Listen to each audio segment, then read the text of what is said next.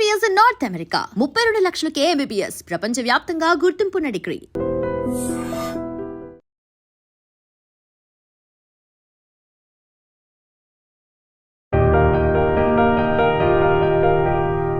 అందరికీ నమస్కారం.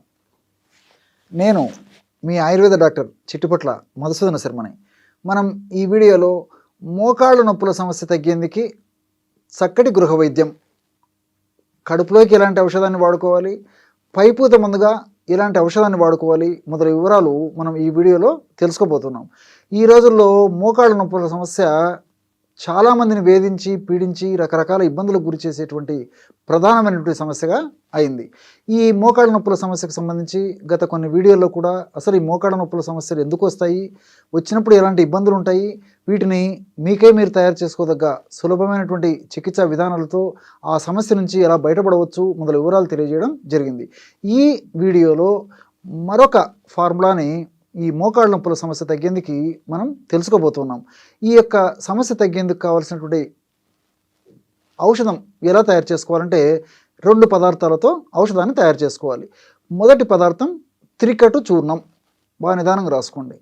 త్రికటు చూర్ణం అంటే పిప్పళ్ళు, మిరియాలు, శొంఠి ఈ 3 కలిపి తయారు చేసినటువంటి పౌడర్ ఏదైతే ఉందో దాన్ని త్రికటు చూర్ణం అంటారు అనమాట. 3 అంటే 3, కటు అంటే కారం పదార్థాలు. ఈ 3 కారం పదార్థాలు కలిపి ఔషధాన్ని తయారు చేస్తారు కాబట్టి త్రికటు చూర్ణం అనేటువంటి పేరుతో దీన్ని పిలుస్తుంటారు. ఈ యొక్క త్రికటు చూర్ణం మనకు ఆయుర్వేద ఔషధ విక్రయశాలలో దొరుకుతుంది. అది తెచ్చుకొని ఒక 75 గ్రాములు త్రికటు చూర్ణం తీసుకోండి. అట్లే జీలకర్రను వేయించి చేసినటువంటి చూర్ణము ఒక 25 గ్రాములు తీసుకోండి. జీలకర్రను వేయించి చేసినటువంటి చూర్ణము 25 గ్రాములు తీసుకోవాలి. ఈ 2 పదార్థాలు బాగా కలిపేసి, అంటే త్రికటు చూర్ణము 3 పదార్థాలు కలిపి ఒక పదార్థంగా చెప్పాను కదా, ఆ త్రికటు చూర్ణం 75 గ్రాములు, జీలకర్ర చూర్ణం 25 గ్రాములు. ఈ పదార్థం అంతా బాగా కలిపేసి ఒక గాజు సీసాలో నిల్వ ఉంచుకొని రోజు ఉదయం ఆహారానికి ఒక అరగంట ముందు, అట్లే రాత్రి ఆహారానికి ఒక అరగంట ముందు పూటకి 2 గ్రాములు, అంటే ఉదయం పూట 2 గ్రాముల చూర్ణము, రాత్రి పూట 2 గ్రాముల చూర్ణము తీసుకొని దాన్ని తగినంత స్వచ్ఛమైనటువంటి తేనెతో కలిపేసి తీసుకోవచ్చు. లేకపోతే 50 నుంచి 100 ml గోరువెచ్చని నీళ్ళలో కలిపి కూడా తీసుకోవచ్చు. మీకు ఎలా వీలైతే అలాగా ఈ యొక్క ఔషధాన్ని తీసుకుంటే చాలా చక్కటి ఫలితాలు కలుగుతాయి. ఈ యొక్క ఔషధాన్ని దీర్ఘకాలం పాటు వాడినప్పటికీ ఎలాంటి ఇబ్బంది ఉండదు. అన్నీ మనకు సైడ్ బెనిఫిట్స్ ఉండేటువంటి పరిస్థితి ఏర్పడుతుంది. ఇందులో ఉన్నటువంటి రసాయన పదార్థాలన్నీ కూడా ప్రత్యక్షంగా పరోక్షంగా మోకాళ్ళ నొప్పులు తగ్గేందుకు చాలా చక్కగా సహకరిస్తాయి అన్నమాట. అంటే ఈ త్రికటు చూర్ణంలో ఉన్నటువంటి చెప్పాను కదా, శొంఠి, పిప్పళ్ళు, మిరియాలు ఉన్నాయి. శొంఠిలో జింజరాలు, షాగోలు ఇలాంటి అనేక రకాలైన రసాయన పదార్థాలు ఉన్నాయి. అదేవిధంగా మిరియాల్లో పెప్పరిన్ అనేటువంటి రసాయన పదార్థం ఉంది. అదేవిధంగా ఈ పిప్పళ్ళలో కూడా ఈ పెప్పరిన్ అనేటువంటి రసాయన పదార్థం ఉంది. ఇలా వివిధ రకాలైన రసాయన పదార్థాలన్నీ కూడా ప్రత్యక్షంగా పరోక్షంగా ఈ మోకాళ్ళ నొప్పులు తగ్గేందుకు సహకారిగా ఉపయోగపడతాయి అన్నమాట.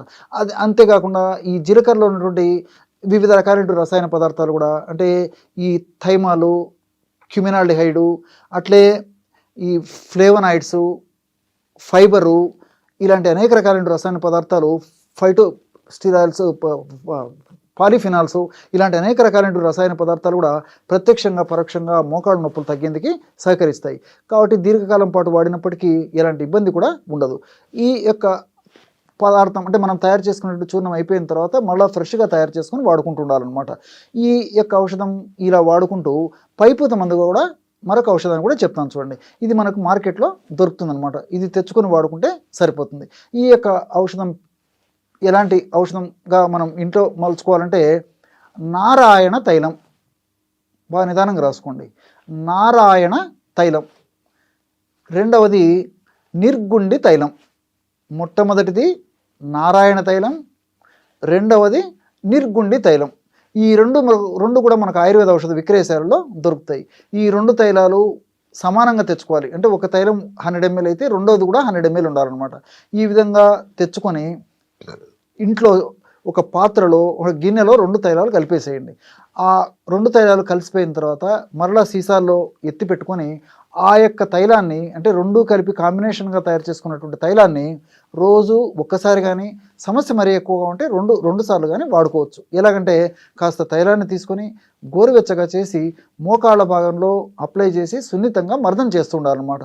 ఈ విధంగా క్రమం తప్పకుండా చేయడం వల్ల ఆ మోకాళ్ళ నొప్పి వల్ల కలిగేటువంటి అనేక రకాలైనటువంటి ఉపద్రవాలు, సలుపు, పోటు, బాధ, మంట ఇలాంటివన్నీ కూడా తగ్గిపోతాయి. నొప్పి కూడా చాలా త్వరగా తగ్గేందుకు అవకాశం ఏర్పడుతుంది.